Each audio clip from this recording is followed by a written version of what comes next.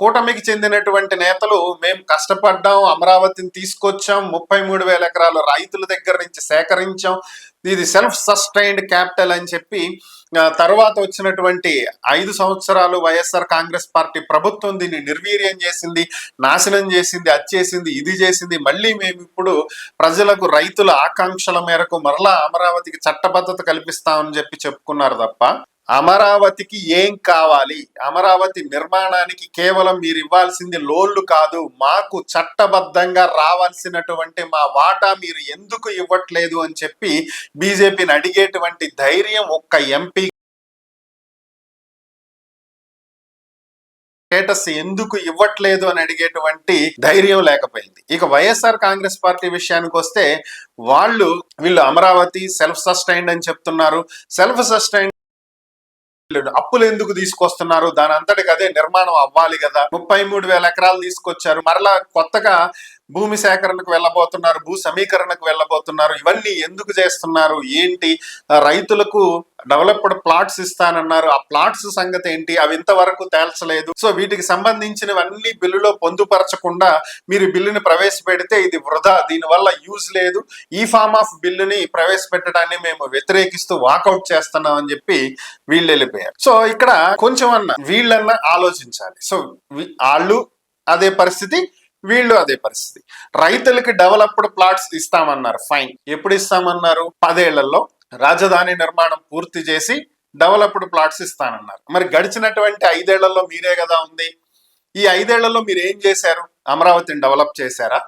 అమరావతికి ₹1 ఖర్చు పెట్టారా?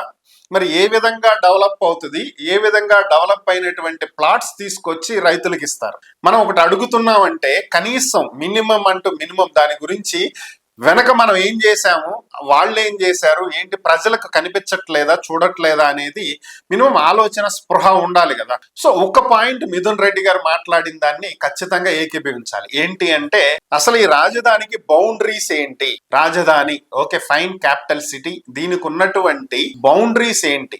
ఎక్కడ నుంచి ఎక్కడ వరకు రాజధాని? సో మనం స్టేట్లు డివైడ్ చేసుకున్నప్పుడు ఇదిగో ఈ కోదాడ వరకు లేదా ఈ జగ్గైపేట వరకు ఏపీ కిందకు వస్తుంది, ఇక్కడి నుంచి అదంతా తెలంగాణ కిందకు వస్తుంది, ఇటు చూసుకుంటే ఇక్కడ వరకు అక్కడ వరకు. సో ఇలా మనం కొన్ని కేటాయించుకున్నాం. ఈ మహబూబ్ నగర్, కల్వకుర్తి, శ్రీశైలం దగ్గర, నాగార్జున సాగర్ దగ్గర ఓవరాల్ గా ప్రతి చోట కూడా బౌండరీస్ పెట్టుకున్నాం మనం.